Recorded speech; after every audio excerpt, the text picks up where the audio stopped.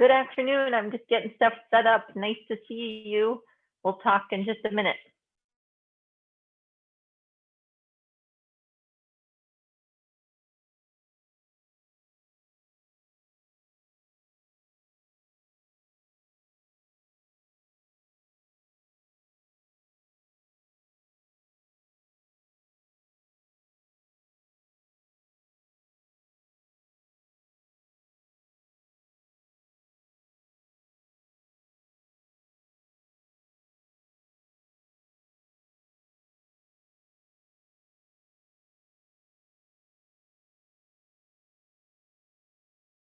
Can I use my mic to ask?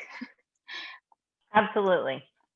Okay, so I was looking at I think it was the assignment play dunk the dunk tank that's due Friday.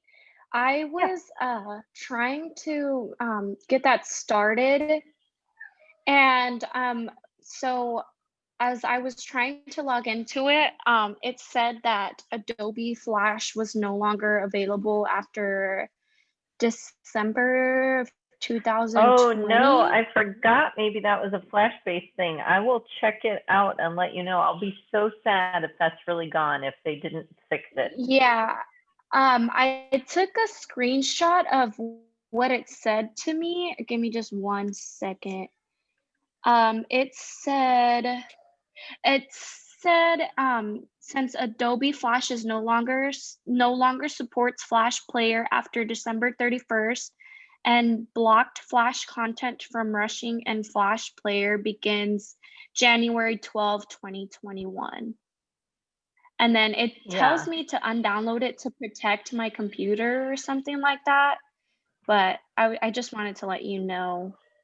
Yeah, I'm just going to try to play it right now and see what it says. But yes, I'll have to replace that assignment. How sad. Maybe they fixed it.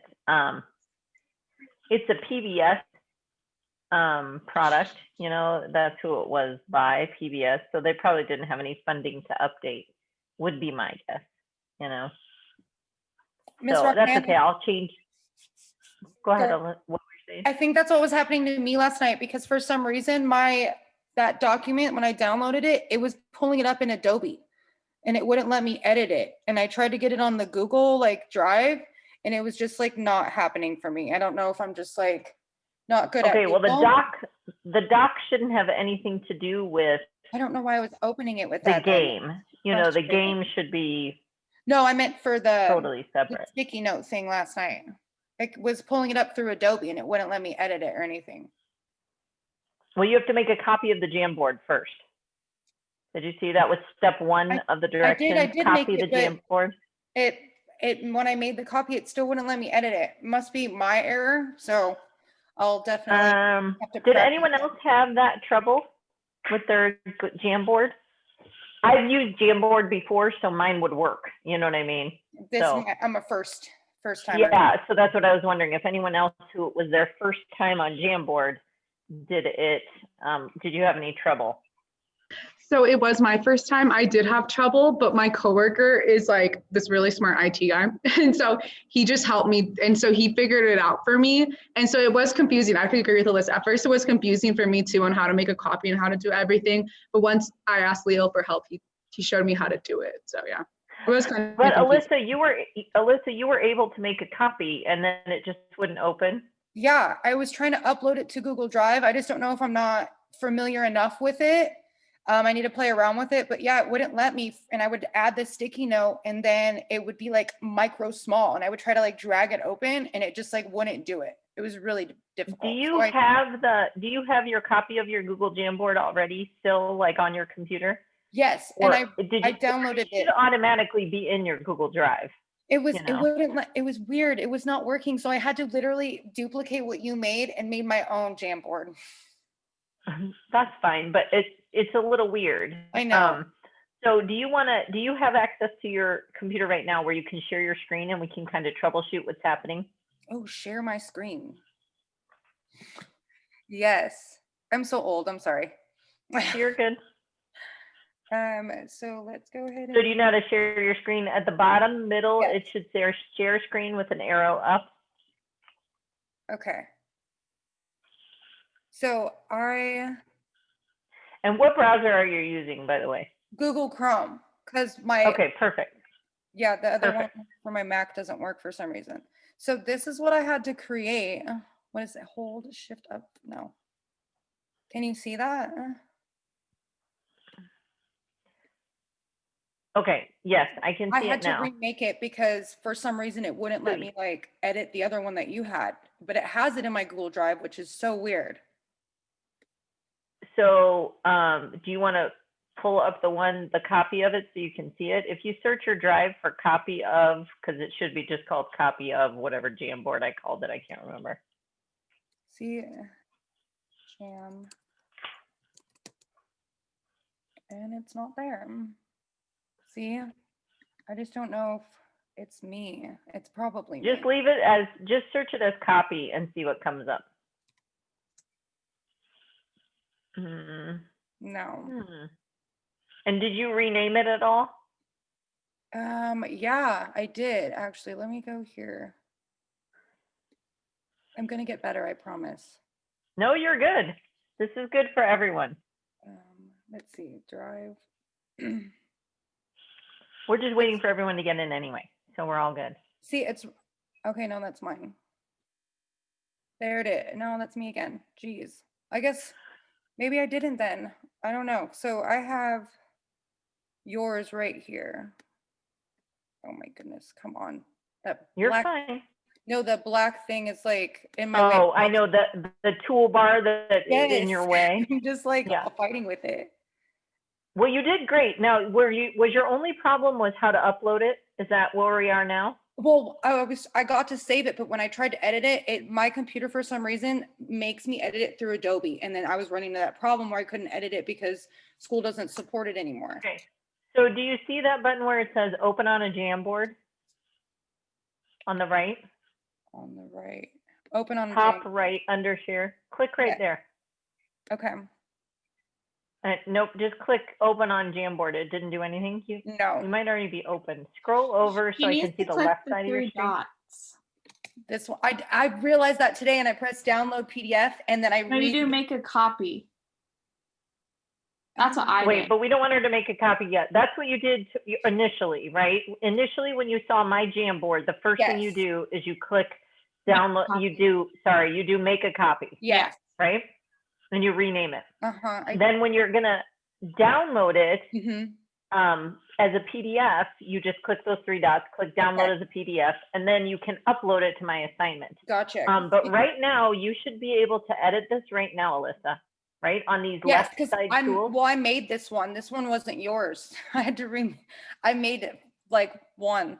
Okay, so go to your Canvas course right now. Just go click on your Canvas course. It should be up at the top in that other window Oh, where look it at says you. Flipgrid Introduction, and go to Modules and go scroll down to the Jamboard assignment. I don't even remember where it is. It's this one, the problem solving. And then I watched this. No, It's it's not not. that one? It's no. the next Just one. click your back button. Oh, look at me. Press It's okay. next. No, it's okay. Right there. Okay. Okay, so click that. And now click those three dots. Okay. And now click make a copy. And you can title this whatever you want. You can title it garbage if you want, so then you know it's garbage. It doesn't I matter. don't want to do that. I'll do Well, that. just because then I would know what it's called, right? Right. Okay. So I Okay, did so now that. click OK. Okay. And now it's opening it right now, right here. And it saved it in your Google Drive. I saw it was saved in your drive. Okay. So then So now when I go click any of those tools. And that was not happening last night. well, was everything's barely- magical when I'm online. You know. And then I if didn't you know ever have trouble, I didn't know you wanted like the paragraph on there too. So my blondness, I did a PDF like Word doc. I mean, I just did a Word document and it's like, you can't do that. And I was like, rude. so but you can save any Word document as a PDF. I tried to, I only accept PDFs because that's all I can write on. But if you look right here, do you see this little thing at the top of the page where it says 1/2? Yes. Click on the arrow to the right of that. There, And you then- can type your paragraph right there. Okay, like Click with on a the- text box, right? add a Okay. text box, and type. Does Okay. that help? Yes, it does. Thank you so much. Okay, good, good. Okay. Now hopefully I can handle this flip card. You'll be fine. You'll be fine. Now, Karina, did that just happen today? That the link wasn't working? Karina's saying that the class time link wasn't working, and I thought I fixed it yesterday. I don't know. Did anyone else use a virtual classroom class time link and it worked? Anyone? I had to actually go to like the class time tab in the modules to get in, but like the class time in your little in the beginning, Yeah, it I didn't couldn't work. log in.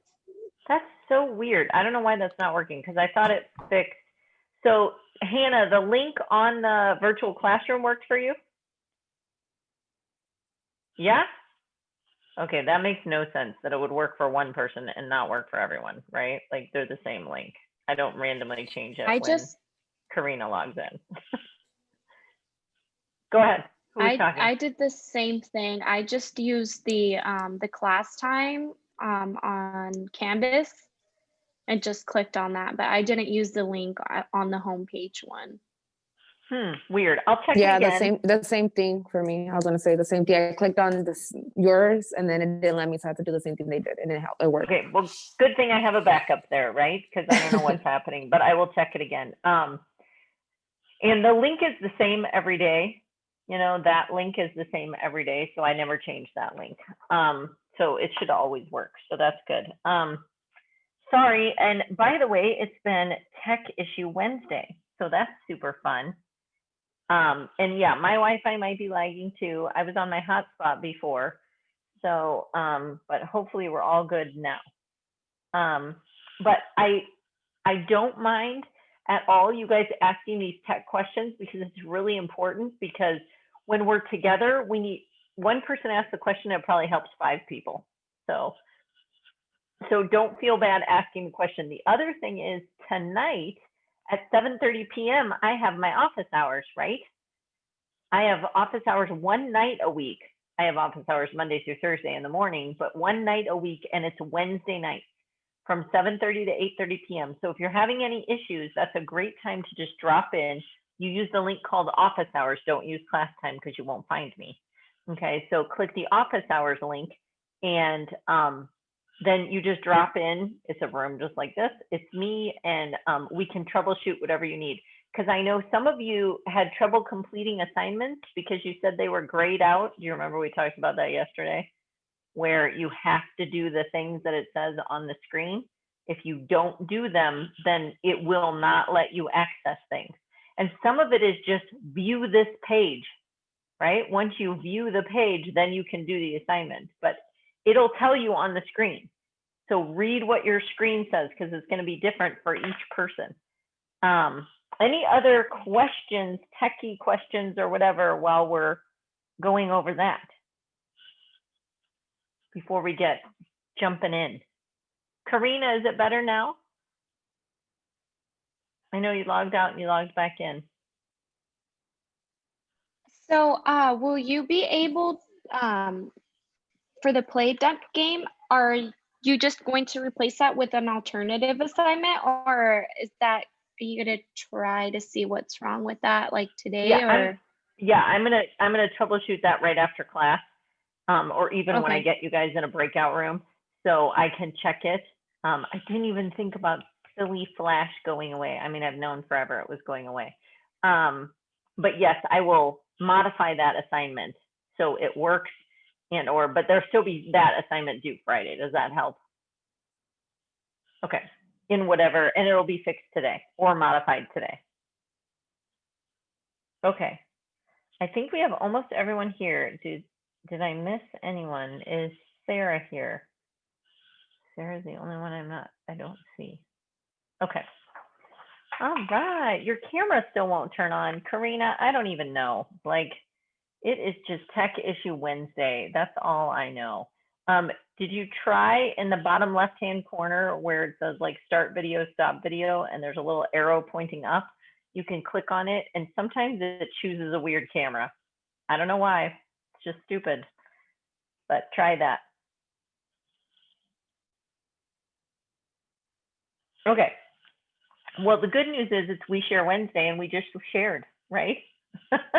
And so anybody else have any issues, trouble, whatever you got going on? I will add, my headphone fell out as soon as I started talking. Last night when I was trying to get onto my Zoom class, the link she had put, it's not like set up like yours, but it's similar where like you can click and it'll take you directly to. The link ended up like changing and glitching and gave like everyone a wrong address saying like that the meeting hadn't started and that they couldn't let. So I want putting it there is, I think I'm frozen. No, you're good. You were a little glitchy, but you're okay. Yeah, I don't know. It's a game every day. It's a Zoom game to figure out what links work, what internet works, what doesn't work. Who knows? Another one of my faculty members who's using Zoom just said, "Can you troubleshoot with me after?" And I was like, "Yeah, but what's wrong?" And she's like, "I don't have everything I'm supposed to on my laptop." And I was like, well, that sounds like a whole separate issue, but yes, I can help you. So I am also tech support. Ooh, and we can use our little Thunderbird tech support as well on the screen. You know, on the left-hand navigation bar of Canvas now, they have that Thunderbird tech support now that students can access as well. So that's really nice. So did everybody get my email this morning? Yay, look at you guys. Okay, so your sticky note summary, by the way, if you've never used Google Jamboard, it's kind of cute, don't you think? I think it's kind of cute. I love sticky notes. I think sticky notes are one of the best invention on earth. So having virtual sticky notes is super fun. So what I try to do is, this is something that I would do in an elementary school classroom if I had them read an article or read some passage or something like that, because I did that even as a math teacher. And I would provide them with the sticky notes. You know, I have stacks of sticky notes on my desk, and I would provide each student with 3 sticky notes. And they would know that, you know, I can't even remember my rules on my sticky note right now because I'm so thrown off, but you know, they would have whatever, this sticky note represented this sticky note represented this, and so on. So, and it's a great way for students to be able to, instead of just highlighting passages, which might not always connect with them, to write down a highlight, an example, and a question.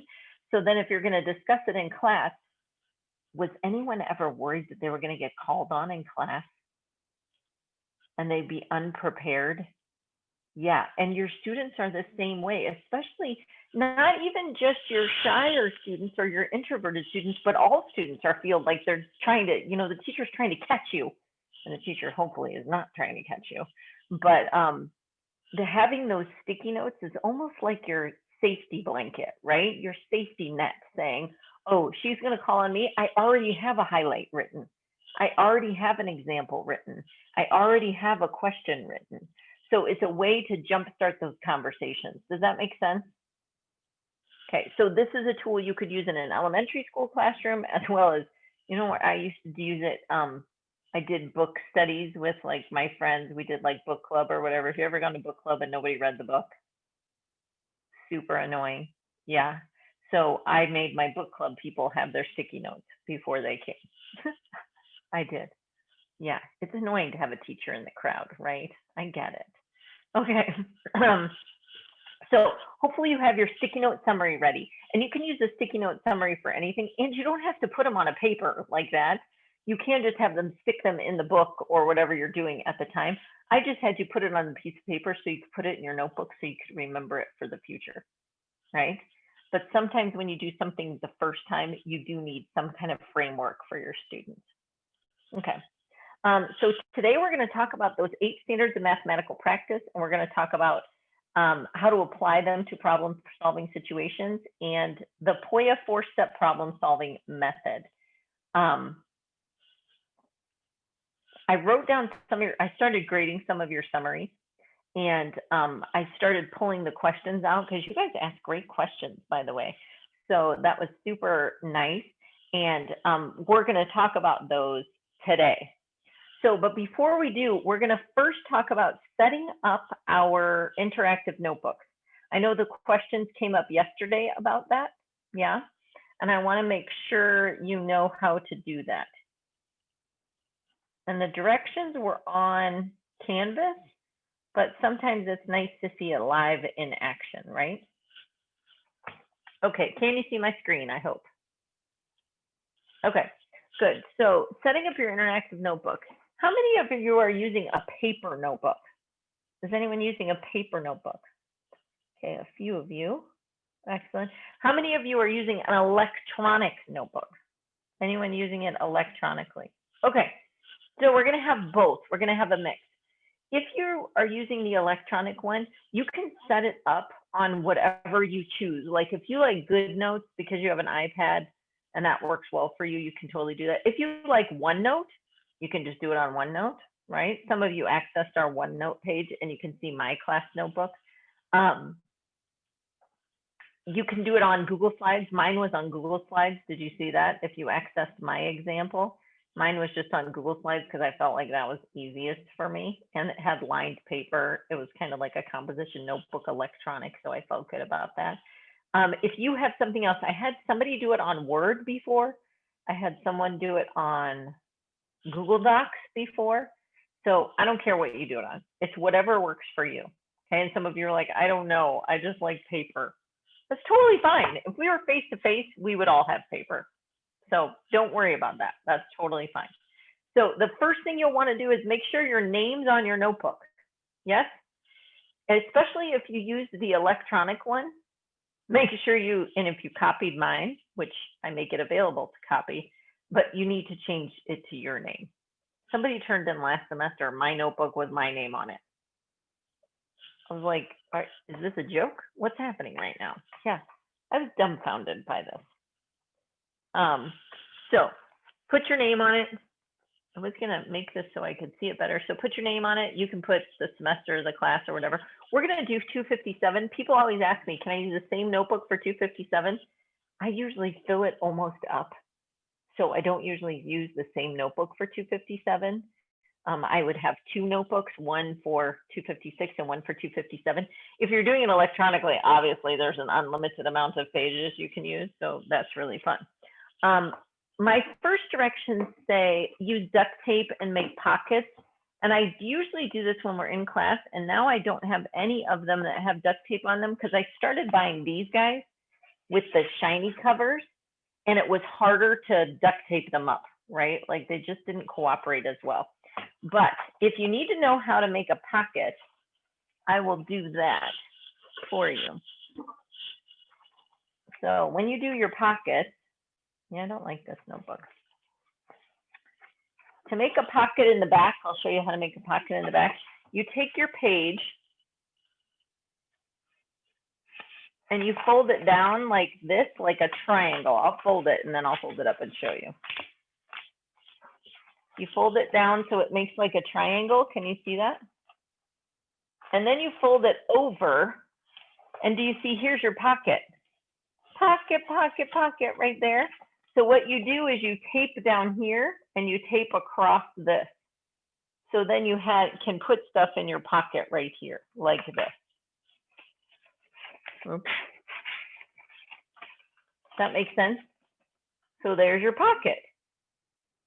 And if you wanted your pocket going the other way, that's what you would do. The nice thing about this is if you show kids for sure by 5th grade, probably by 3rd grade, can make these pockets. And once a kid learns how to make the pockets, their whole notebook will be full of pockets. It will be super fun. Now, Beth Olson, we talked about her the other day. She does a shake test. So she should be able to take your notebook and go like this, and nothing should fall out of it. Yeah? So I have pockets in here and still nothing fell out of it. So that's a good part of a rubric to have for elementary school students. Do the shake test, right? So you make your pocket in your first and last pages, and your pocket in the front, I can't even remember what my pocket used to be, but, and then your pocket in the back can be vocabulary words, things like that. And then it's really now the second page of your notebook becomes your table of concepts. And your table of concepts, it's like a table of contents. But so you put whatever it is. So on mine, what did I say? I have ideas. So I would write ideas for my classroom in my table of concepts. And I would put that that's on page 1. And then I would put, you know, whatever my list of problem solving strategies and so on. If you looked at mine that I did last semester, I made my first page standards of mathematical practice, right? And then I had that pages 1 through 5, which I don't care if yours looks just like mine. Did you just hear me? I don't care if yours looks just like mine. I just need your pages to match your table of concepts, right? So if you put your sticky note summary first, that's perfect. Your table of concepts should say sticky note summary, page 1. And then on that page, you should have your sticky note summary. And your pages should be numbered at the top. Does that make sense? So, and you're just going to keep going. Now, it's really going to help if you keep your notebook updated as often as possible. Typically every day, which sounds extreme, but minimally every week, because every week you're going to upload your new notes, right, to that last assignment for the week, right? That last assignment for the week is always your notes for the week. So you don't have to upload your whole notebook. Here's the nice thing: if you're using an electronic version, you can just share the link with me, right? The same link never changes. You update your notebook all the time, right? Just make sure you share that link with me. Okay. And then I'll just check the pages. Yeah. If you're doing low tech, you don't have to give me the whole notebook every time. You can just give me your new pages. Yeah. So give me your updated table of contents page and then all your new pages. That's it. Questions on that? So do we have to print off like each assignment and put it into our notebook? It's up to you if you're printing, right? So I'm not going to make you print, but the information needs to be there. So if you want to write, you can write.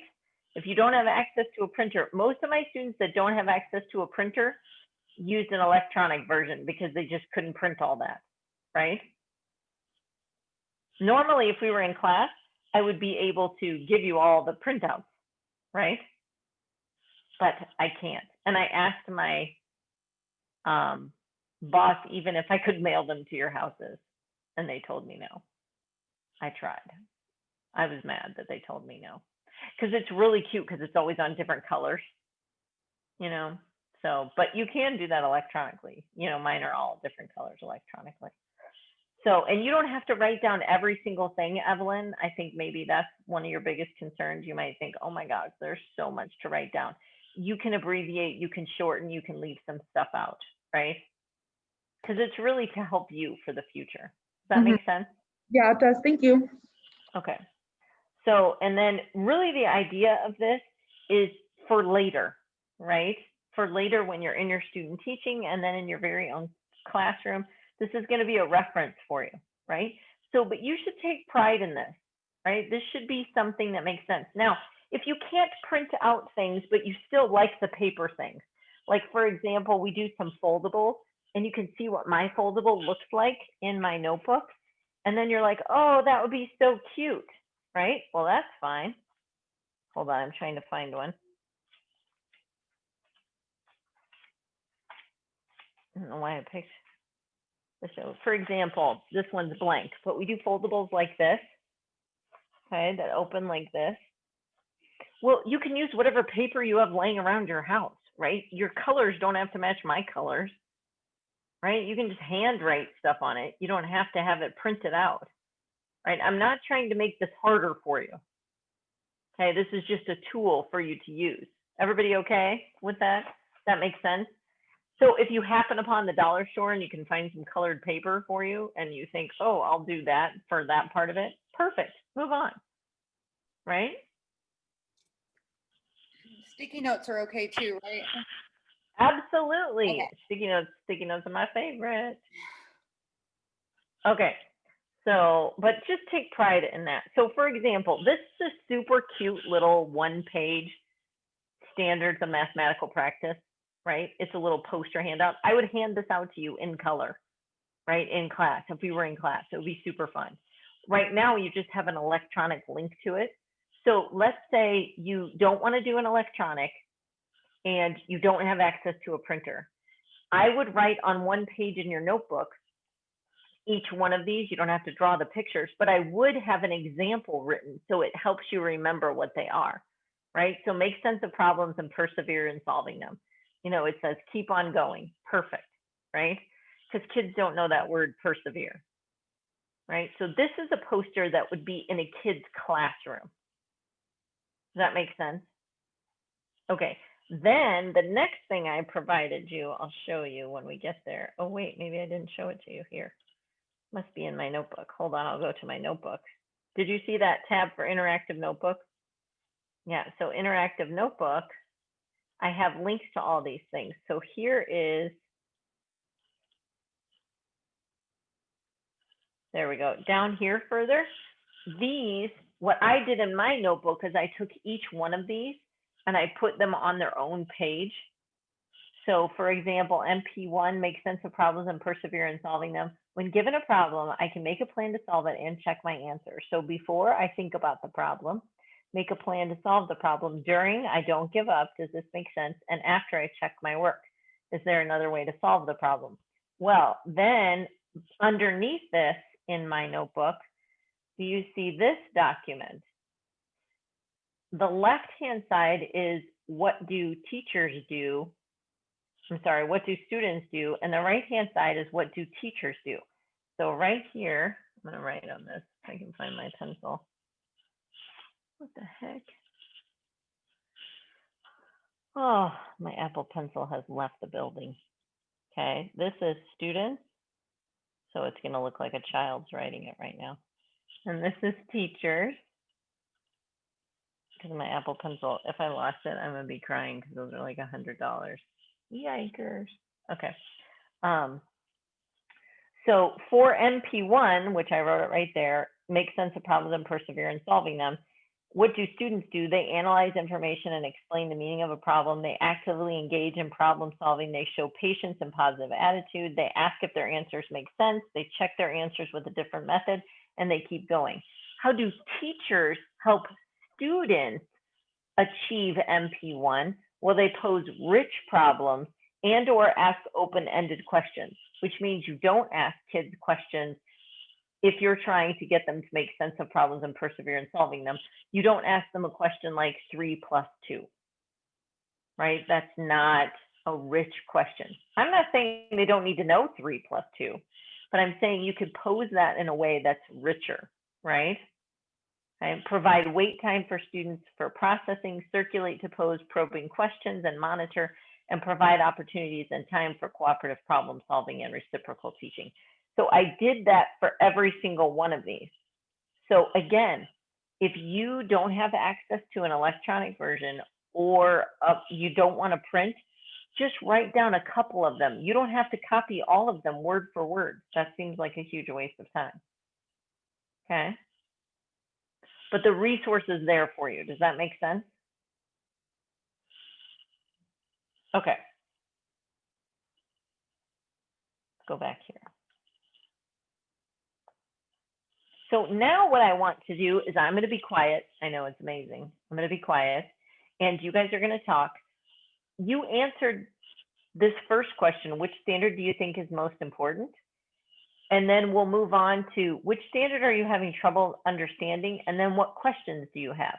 So the questions, you already wrote some of those questions. So I want you guys to have the conversation about which do you think is most important? And some of you already picked, right, in your thing, but now you might decide a different one because I was shocked at how different people were. Usually everybody just picks MP1.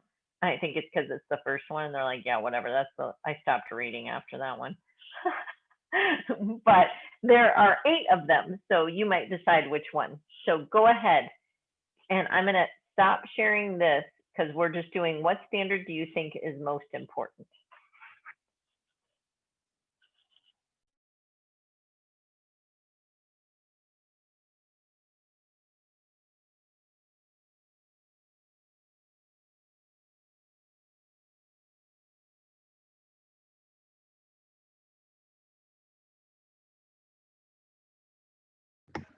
Okay, I could go first.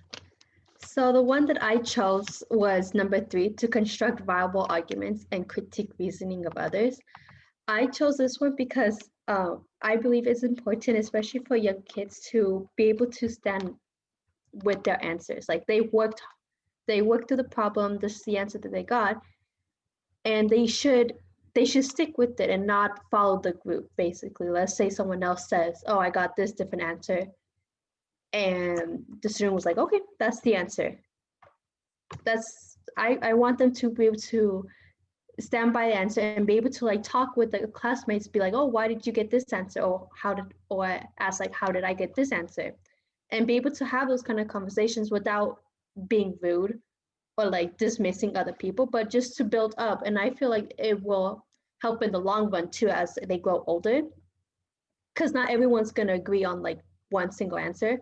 And it helps to build that kind of character to like understand other people's different answers and different ways that they got the answers while still keeping your own answer, if that makes sense. I agree with what you said. I also picked MP3 because I felt kind of bouncing off everything you said. I agree with, and then also I feel like it gives a student a different perspective. And I think yesterday's example that she gave us with the different numbers, we all had different responses to it, and it's like it puts us in a different perspective, and I think that just opens kids' knowledge to different ideas and different points of view. So I agree with you, and that's kind of how I felt too.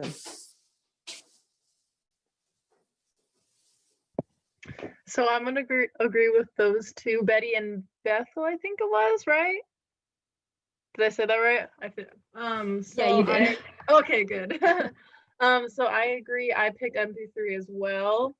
And I think I can't remember the teacher's name. I don't know if it was mentioned, but she was saying how important it is for students to accept criticism and give criticism. So if they don't understand how to do a problem or they made an error, that a student could be able to, say, oh, this is what I did differently, and they should be open to that, but also they have the freedom to like help others realize their mistakes, because that's how students grows from their mistakes. So that's what I thought. I definitely agree with you three. But I picked MP number 1. It is the first one, but I do think it's the first one for a reason, because if a student can't get past the initial struggle of solving a problem, then there's little use for like striving for accuracy or using tools and even critiquing. I think that a student needs to be able to have that confidence to persevere and keep struggling with a problem in order to solve anything worthwhile, really. I chose. chose Oh, sorry. No, you're fine. I also chose MP1, and I did read all of them. I just chose the first one because I feel like I related to it the most, like, because there are hard math problems that take a while to get through, and I've had that feeling of like solving it and like realizing, okay, I can do that problem, so I can go on and do the harder problem and just keep going and going. I was gonna say I chose it because I really liked what someone said, that parents have to let their children struggle and realize that the teachers are creating like a safe environment for them. And kind of going off of what Sydney just said, like when I think of like math, a lot of times I just want the answer, but like once you struggle through it and really work through it, you are able to move on. I also chose the first one. I definitely share something in common with Bree and Sydney, sorry. What I liked about it was, like Sydney mentioned, I personally struggled in math. So I thought it was nice how they mentioned to stick to it even when it gets rough. And then I also liked how they mentioned wait time. When students have more time, they feel more confident and have more of an opportunity to develop that mindset that they can solve a math problem.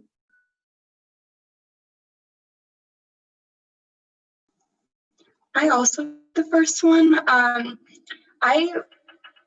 feel like problem solving is such an important part of life in general, like whether it be your school or future occupation or even daily tasks, like you have to be able to persevere. And I think it's an important skill to be taught at a younger age.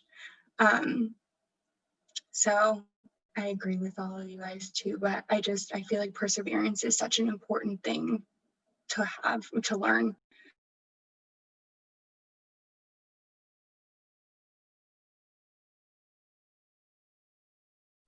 You guys are doing great, by the way, and I'm just typing in the chat. I don't know if you can see your chat, if you've been reading some of the comments I make. So a lot of teachers don't start, especially at a very young age. They don't show their students all 8 of them at once, right? That would be overwhelming to even kindergarten, first grade, or even probably up through 3rd grade. So most teachers break them down and show a couple at a time. And the first 2 that they usually pick are MP1, for obvious reasons that you guys all stated, and MP3, which is great. And I loved how Bethel talked about that. Like, defend your answer. Don't just go along with the class because everybody else said the answer is something else. Like, you've been bullied into getting the wrong answer before, I'm sure, right? Where you thought it was a different way, but then somebody in your group said, no, it's this way. And you were like, okay, I guess I'm wrong. And then you were actually right. So, and a lot of teachers use the sentence starter. I respectfully disagree with your mathematics because I don't know if you've been in an elementary school classroom, but in 2nd grade, they're doing a math problem, right? And somebody says, I think the answer is this. And a kid from across the room goes, you're wrong, it's 7, right? Like shouts it all the way across the room, or just you're wrong in general. And when we're doing MP3, we're practicing that it's not a personal attack on you. I'm not saying you're wrong or you're stupid or anything like that. I'm saying I disagree with your mathematics, and here's the reasons why I disagree with your mathematics. So the first time I was in a 2nd grade classroom and I was watching a big problem being solved, and they had worked in groups, and then they were going to share out their answers. And a group shared their answer, a girl shared their answer, and then a girl on the other side of the room raised her hand, 2nd grade, and said, I'm practicing MP3. Like literally, this is what she said. I'm practicing MP3, construct viable arguments and critique the reasoning of others. I appreciate your argument. I have a different argument. I respectfully disagree with your mathematics because, and I was like, what is happening right now? I was literally dumbfounded, right? And this teacher said she spent time at the beginning of the year focusing on our ideas and how we're not attacking each other, and we're creating a culture that's safe for people to make mistakes and to agree and disagree with each other. But I was dumbfounded. And in the same classroom, a person said, oh, I appreciate that, but I really wanted to focus on MP6, attend to precision. And I feel like that on line 3 of your work, you didn't label your units. And that would have really helped me understand the problem better. And I was like, I have entered an amazing new world of mathematics. So it is possible for you to cultivate these practices even in young elementary school, I promise you. So great job. Let's move on to my next question. I know we could have discussed all of them. Are there any of them that you're struggling understanding, right? Like when they explained them, were any of them you were like, I don't really know what MP7 is, or the difference between 7 and 8, or so on and so forth? So I'm gonna be honest with you, I kind of forgot a little bit of them. Like I can't name exactly all 8 of them. Should I put them up on the screen so you guys can see them? Yeah, I think that would help a lot.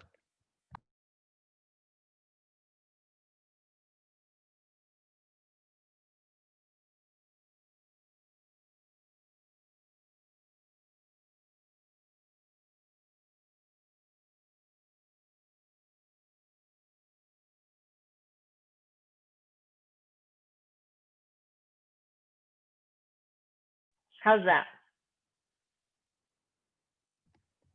Much, thank you.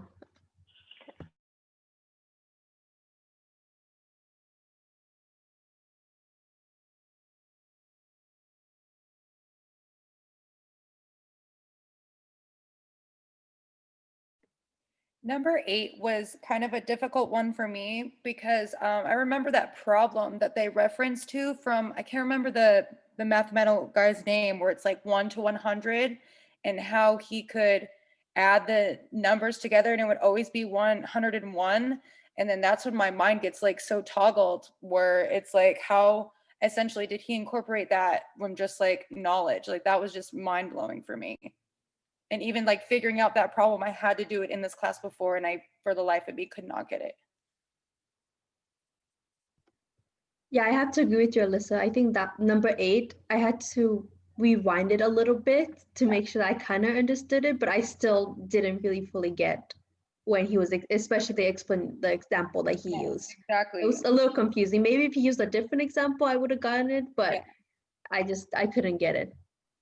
I agree. I think I watched that part like 5-6 times. I had to keep rewinding.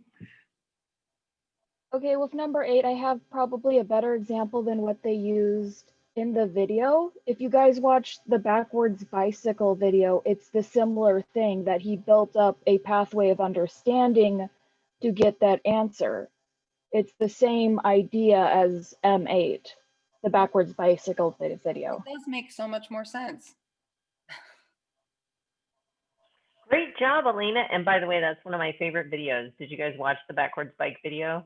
Because if you haven't, please watch it, because you are now on the backwards bike, just in case you're wondering. So it's going to be a long road here on this backwards bike, but that is a great example. And by the way, Gauss's strategy for that, maybe I'll make a quick video, or I'll find a video for you on how explain that a little bit better on that problem, how to sum the numbers 1 to 100, and you might make it a little clearer. I don't ask you to do that, but it is a fascinating problem, and once you see how it works, I think you go, oh, but as a kid I would have never figured that out on my own, right?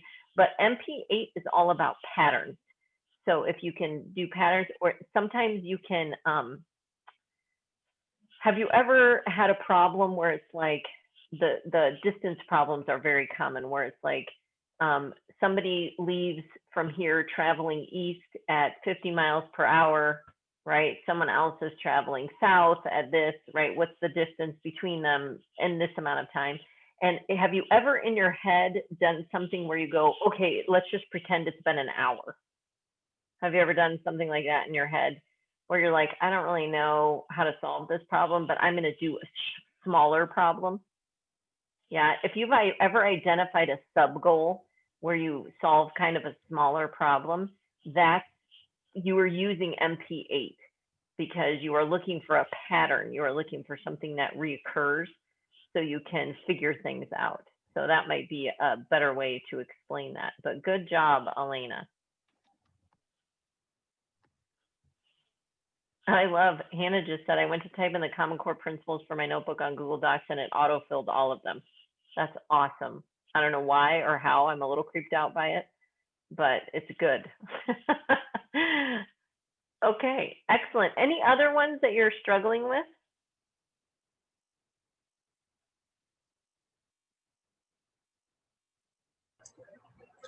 For the 7th one, I kind of, it was in support of it, but I'm not sure if I got the correct context for the look first and make use of the structure.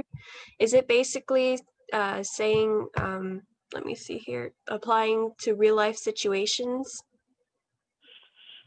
Yeah, it totally can apply to real life situations. Okay. Yeah, it can apply to real life situations. Notice at the bottom of both 7 and 8, it says see a pattern or a connection.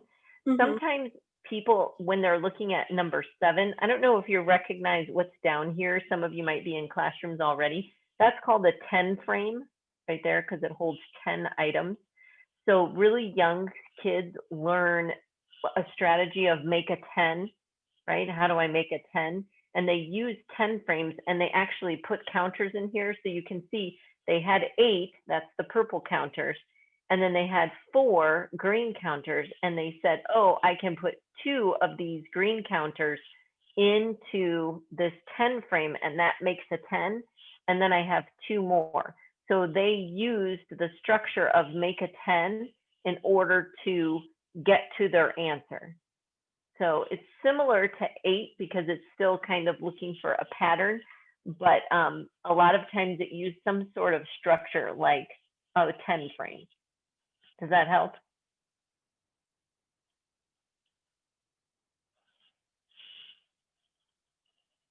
Okay, how about any questions anybody has on this before we move to you guys doing a lot of math? I did have one question. It said at the beginning of the video, and it's probably something super simple, but it was like, it said something about grit. What is grit?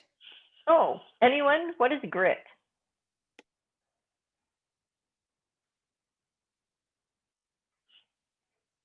No one's heard that word before. I'm trying to remember. I took like a whole, like my entire English class was on grit, and we watched videos, and I'm like really trying to it's like perseverance almost. Something That is like exactly what it is. Yeah. Grit is perseverance. So, but grit is, if you watch, there's a TED talk on grit specifically, and it talks a lot about how grit, how do you teach grit as a teacher, right? How do you, because that's the biggest difference between kids being successful and kids not being successful. And it's really that second piece of MP1, perseverance. How do we get them to persevere even when it gets hard? If you've heard the word mindset, a growth mindset is someone who has grit, someone who's gonna maybe get knocked down or run into an obstacle, but's gonna keep going, as opposed to someone with a fixed mindset or someone without grit who's just gonna go, too hard, bye-bye, right? Can't do it. Does that help for grit? Yes, it does. Thank you. Excellent. No, and I promise you, somebody just told me this story the other day that it might have been my sister, said she had a teacher in high school that said, there's no stupid questions. Ask your questions, right? There's no stupid questions. And she was really nervous. And she finally raised her hand and asked a question.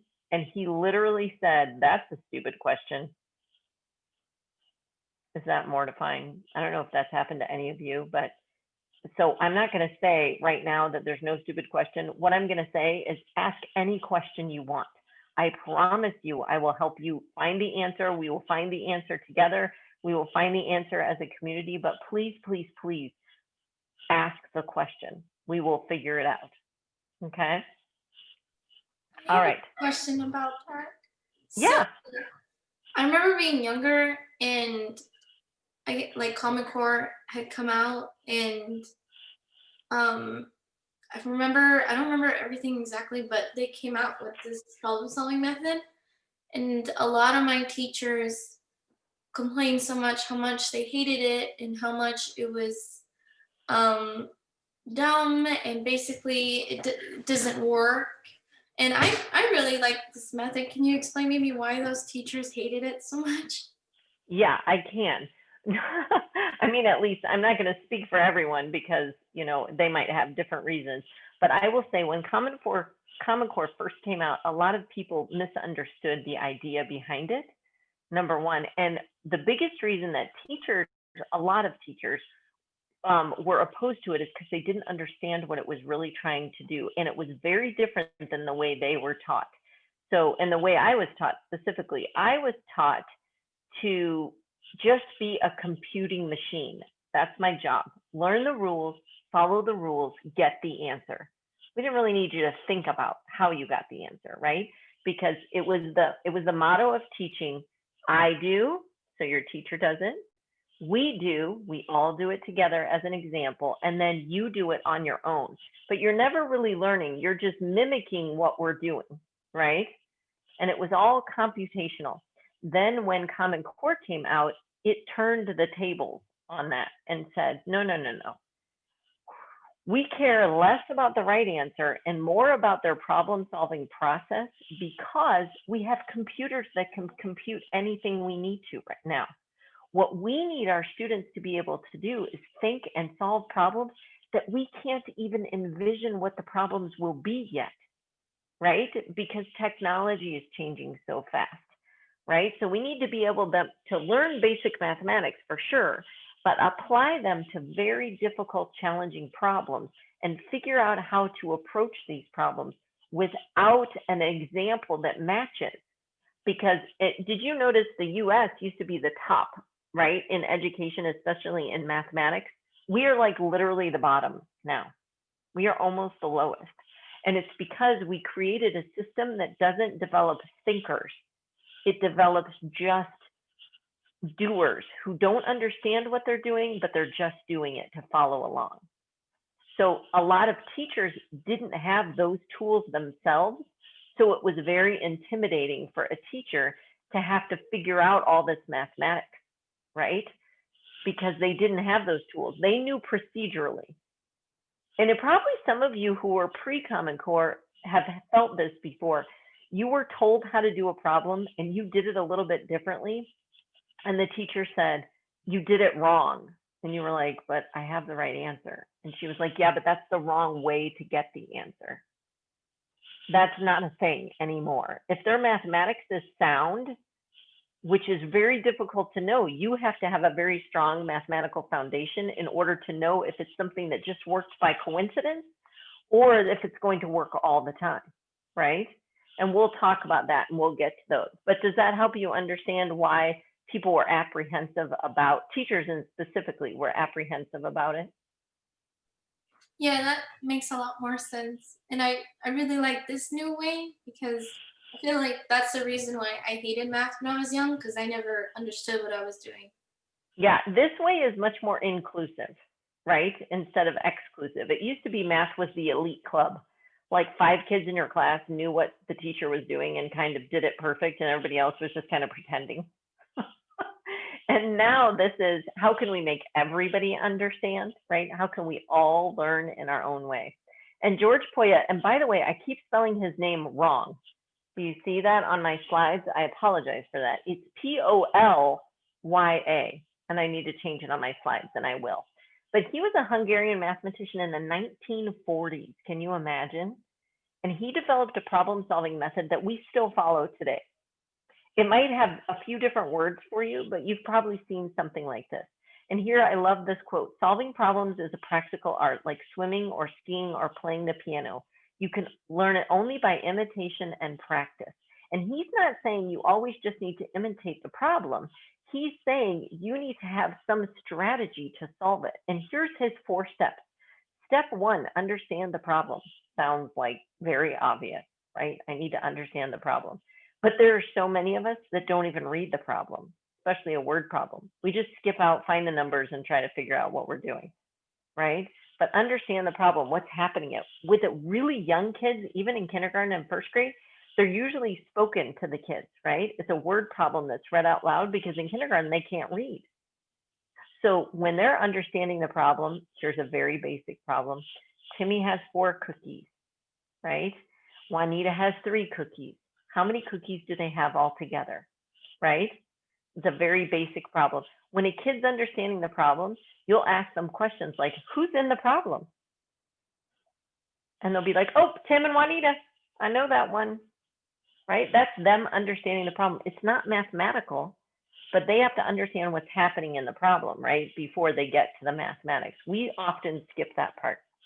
Step 2 is devise a plan. How are you going to solve the problem? We haven't started solving the problem until way down in step 3. In step 3, we actually carry out whatever plan we put in charge. And then the last thing we do is check our work. That's looking back.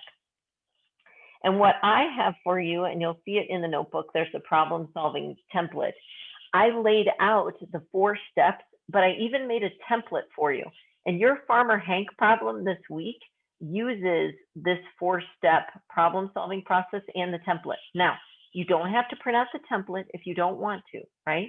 Just write it down. And when you're doing your Farmer Hank, I have it on the template, but if you're doing things by hand because you don't have access to a printer, that's totally fine. Just label it on a piece of paper. Step 1, understand the problem, right? And then I have my givens, my goals, and my conjecture. Your conjecture is a prediction, like in numbers and in words. So an estimate that you know is too low and too high. And then step 2, you're going to devise a plan. Here's some ideas of some of your plans. You might draw a picture, right? Make use of structure. You might look for repeated reasoning. You might use guess and check. That's one of everybody's favorites.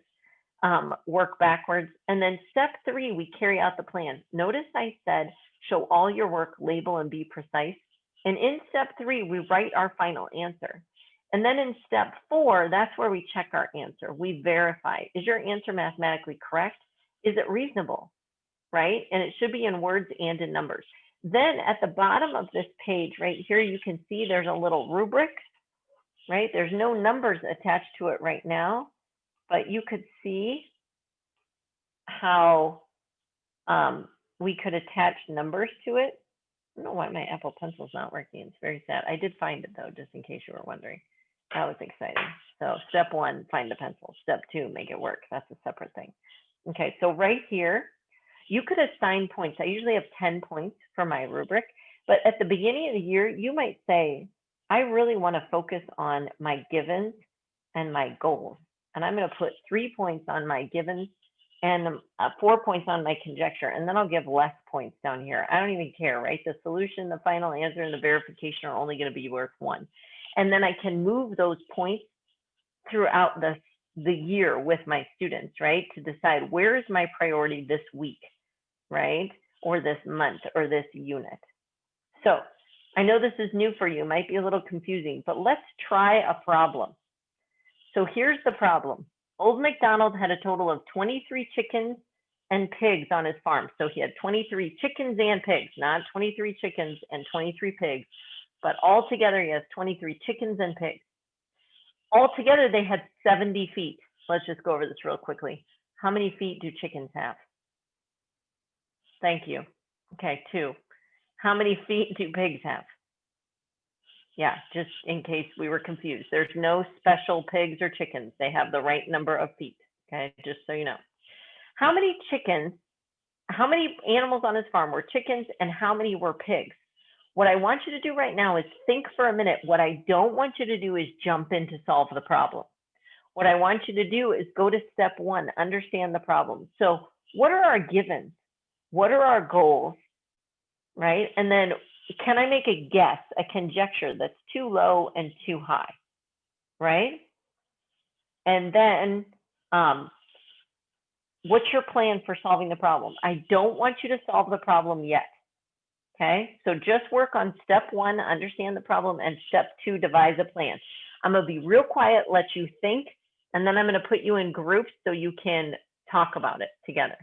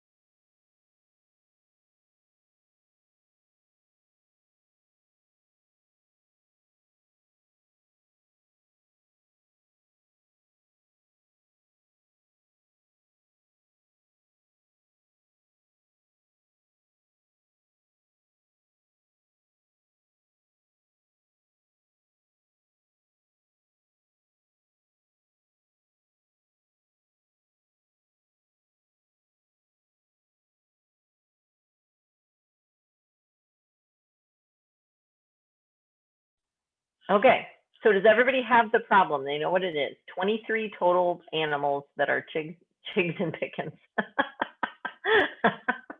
Chickens and pigs, right? And then a total of 70 feet. And I'm going to put you in breakout rooms. Go to your breakout room. First of all, say hi to everybody, and you can complain about me for a minute if you need to. I'm fine with that. And then go ahead and get started on the problem. But I don't want you to jump in on, I don't want someone to say, oh, I think there are this many pigs and this many chickens.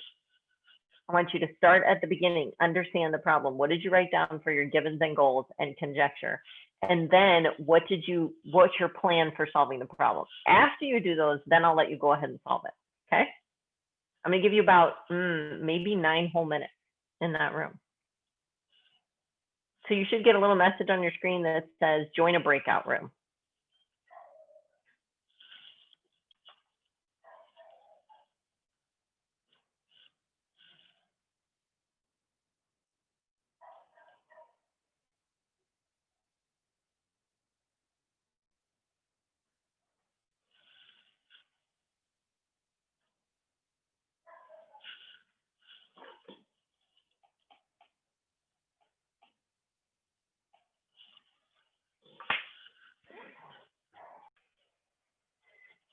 Some of you are back. Okay, question. Just give me a, I don't know, thumbs up, chat, whatever. How many of you found the answer? It's okay if you did not. I was hoping nobody would raise their hand, but I was just saying. Okay. How many of you did step 1 and step 2? Okay, good.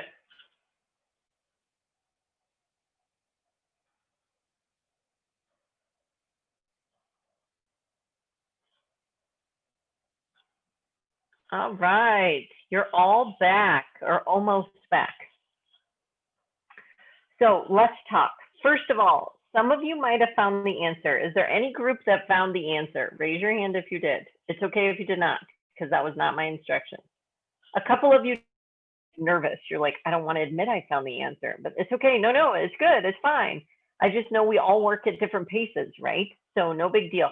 Let's go through just, and if you looked at my slides are way more detailed than what we did today, but that's okay, just because I always seem to run low on time. But I really appreciate the discussion we had at the beginning, and I think it's well worth it. And if I have to bump some into tomorrow, it's totally fine. So, but let's talk. So step 1, understand the problem. Can anyone tell me what they wrote down for step 1? So for mine, I don't want to show my answer thingy. I You're did, good. there we go. I wrote the problem, the feet, and little 2 chicken feet, 4 pig's feet to understand. That's awesome. I love it, Sunita. How many of you have something similar to what Sunita did, where you said that there were 23 pigs and chickens, and there's 70 feet total, and chickens have 2 feet and pigs have 4 feet? Nice. And what was the goal of the problem? To find out how many pigs there were and how many chickens there were. Perfect. That seems very obvious to us, but with young students, it's not, first of all. And second of all, I taught 120, like intermediate algebra, for a long time. And it's not obvious to 120 students when they have a word problem, because they would sit down in front of me and say, I can't do this word problem. And I would say, okay, why don't you tell me what you were trying to find in the problem? And they're like, the answer. And I was like, yeah, but what's the problem even about? I don't know. I'm like, what do you mean you don't know? Did you read the problem? So yeah, so even adults have trouble with problem solving strategies. Now, the end part of step 1 with the conjecture, did anyone put in an estimate they thought was too low and an estimate they thought was too high?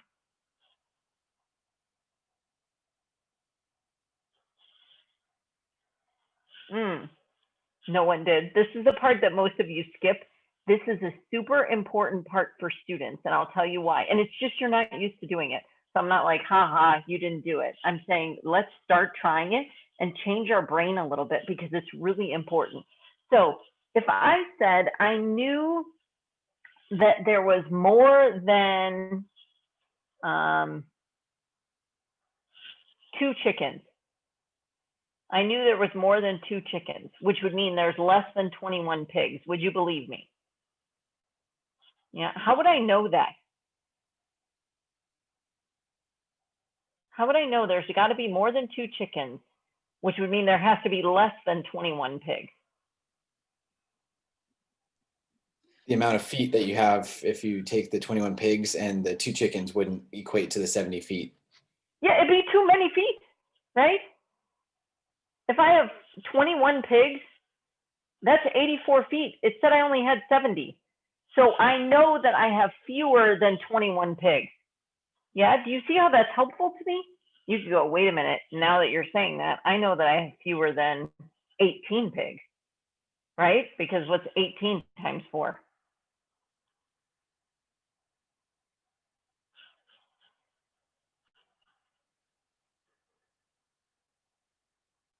Oh, this is a fun game. I like this game. 72. Oh. 72. 72, how do we do it? This is, by the way, something we're going to practice is mental math strategies. 18 times 4 is what we had to do, right? Did anyone do 10 times 4 and get 40? And then 8 times 4 is 32 and do 40 plus 32 is 72? Yes, Sunita and Amanda said, yes, they did. Those are some mental math strategies. We got to get better at that instead of this. You've been taught to be really good at this. You go and put this away, but you're going to practice in your brain. I'm not saying put it away forever. I'm just saying try it mentally and then pull up your calculator. So giving an estimate that you know is too high is really nice, because then you're like, okay, fewer than 18 pigs, right? And you could say, what if they were all chickens? If I had 23 chickens, right? How many feet would I have? 46. 46. Yeah, 46, right? You're like, hey, I can double. Yeah, ask me that one, right? 46. So you know that there has to be, you can't have 23 chickens, right? That would be crazy. So this is a nice game to play with kids before they start a problem. Wait till we get to fractions and we do it. That's super fun. Yeah. So do those estimates. You're going to be new at it. You're going to be bad at it at first, right? You're going to practice it. So, and then what was your plan? Did anyone devise a plan? What was your plan? Well, I knew that we had 2 basic sections of information. We had a number of animals and we had a number of legs. So I decided I was going to focus on those 2 separate things and created 2 equations out of that. Oh, so you used algebra, yes? Oh, yes, did did anyone use variables or want to use variables? They were like, ooh, let X be the number of chickens, let Y be the number of pigs. I know, and you're like, oh gosh, she just said exactly what I was going to do. That's totally fine. You can totally do it. It works. You'll get the right answer, I promise you. But what if I told you this was a problem way before algebra? Right? This was an elementary school problem and they don't know any algebra yet. Could you do it differently? I'm excited that you know algebra because I love algebra and it's my best friend and we get along great. But if you're teaching anything lower than 8th grade, you're probably not going to teach them equations, right? And unknowns like that. So you're going to go, oh gosh, I better have a different strategy. I love that strategy. Well, I'm super pumped to like figure out how to deconstruct the algebra because like my younger siblings, they're in 2nd and 3rd grade and they'll come to me with problems like this and I'm like, I can teach you the algebra, but I don't know how to do it your way. And I feel your pain. I had that same problem when I was first learning this way. So we're going to go backwards and we're going to say, what's another strategy besides algebra? How else could we solve this problem? What other strategies do people have? A lot of kids or a lot of people in general, they're very visual learners. So having a visual would also help out. And nice. Which Betty somebody else said commented. visual. Yeah, and Yeah. Jessica said it in the chat. Draw a picture. That's awesome. So think of your strategy if you're going to draw a picture. Another great strategy, which here, by the way, I'm not judging anyone. Okay, I love all your mathematical ideas. If you did it algebraically, perfect. If you drew pictures, one's not better than another. They're just different, right? And we need both of those in this class. Some of you are like, algebra? I can't even remember algebra. I wouldn't have done it that way. I'm going to draw a picture every time. That's totally fine. We need both ends of this to make our full piece of our puzzle here. Did anyone think of making a table? Could you make a table? Yeah, Brianna says, and Elena says maybe she did it that way. That's awesome. Okay, so we've just scratched the surface. If you've gone through my slides, you're like, wait a minute, we did not finish our slides for today. That's okay. If you want to finish your strategy tonight on the problem solving, you can. It's not required. It's not due. Tomorrow when we come into class, we're going to finish this up. We're going to talk about how we did it as a class. And then I have my answer in here, so don't cheat yourself and look at my answer in the slide. There's another problem called the train problem.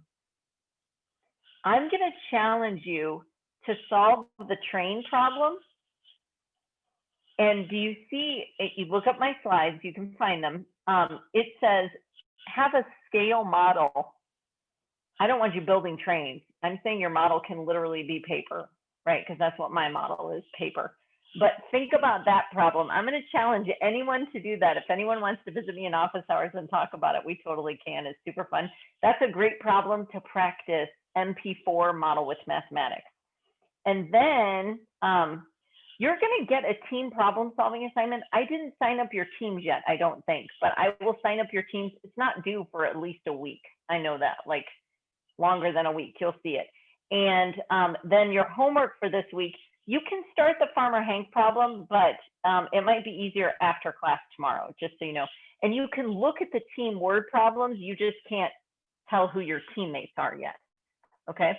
And regarding that Venn diagram puzzle problem, whatever, I found another one. It's really lame and I'm sad about it, but I found one that I'll probably be changing it to right after this. I'm gonna put your exit ticket right here in the chat. It should be very short. I'm gonna share my screen just so you can see what you need to do. And you can always review my slides after class, right? Or whenever you have time, and you can stick around. I'll stay on here if you have any questions. So sorry, we went right to the edge, but you guys are great. So there's your exit ticket if you want to use the QR code, or you can use the chat. And once you do your exit ticket, you can leave if you need to leave and then do the exit ticket. That's totally fine too. And I'll see you tomorrow. I have a quick question for you. I'm still here. Yes. If you don't mind. With Not the at all. notebooks, with the notebooks, this kind of reminds me when in chemistry, I had a teacher telling me like, you know, the same way. But my question is there a certain way you want it formatted? Meaning, is there certain stuff you want on the left side of the notebook and the right side, or no? Okay. Nope, I don't care. As long as you have a page number somewhere on the page, you're all good. Okay then. All right. Well, thank you so much. Yeah, no problem, Betty. See you tomorrow. See ya. So I you have have, Sorry. I know with Beth, she was super like, oh, this like, this, but this one has to be number one, this one has to be page number two. So it's just like, we could just, because that's what I've been waiting for. I just have table of contacts, but I haven't done anything because I don't know if you're super. No, you're good. I am not Beth by any means. I know. But okay. I could be Beth, but I think I would have a heart attack.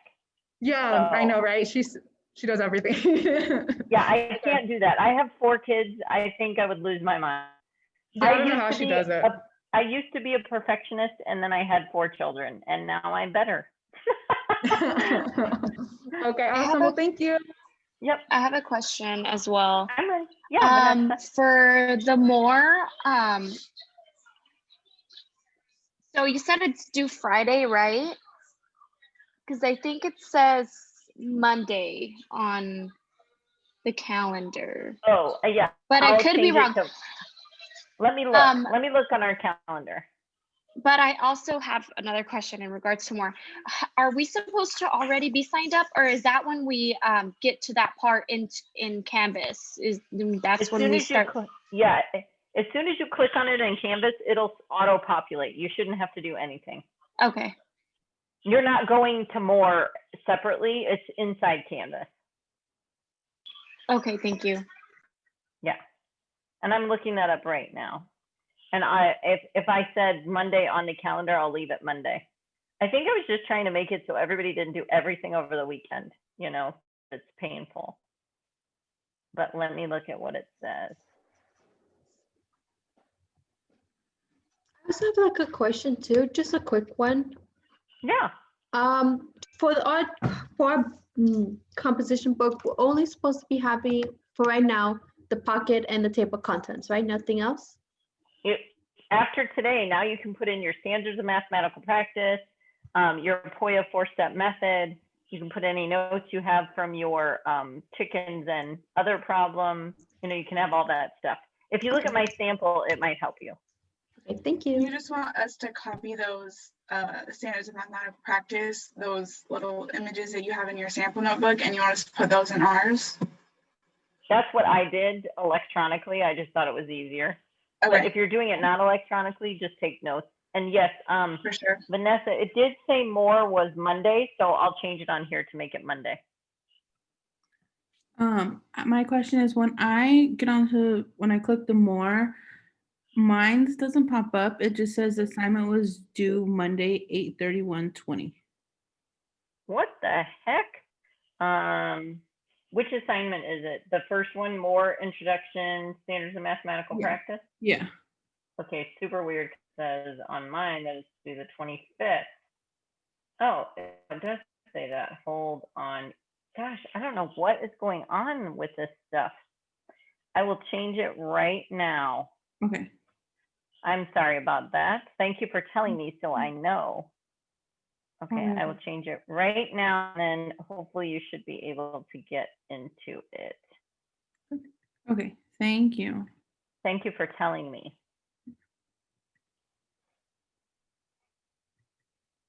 I just had a quick question that you might be able to help me on. Yes, I'm ready. Good. So I haven't, the whole class period, I've been trying to like turn my camera on, and I even like when I went out, I restarted Zoom and everything. Do you have any more ideas that I can try? Yeah, did anyone still need that screen up? Okay. I changed more now. Whoever was just asking me, because I couldn't see your faces now, but now it should work. Karina, when you click, tell me what the bottom left-hand side of your screen looks like, where it says, you know, it has a microphone and then it has a video right next to it. Do you see that?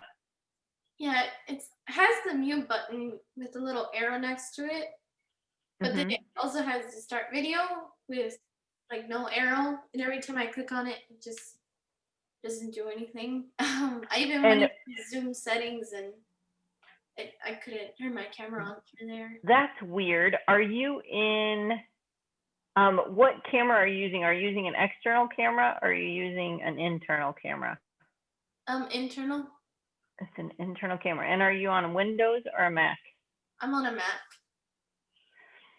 Oh, well, that's even weirder. So I have had that problem before. Go to your Apple and go to System Preferences. Okay.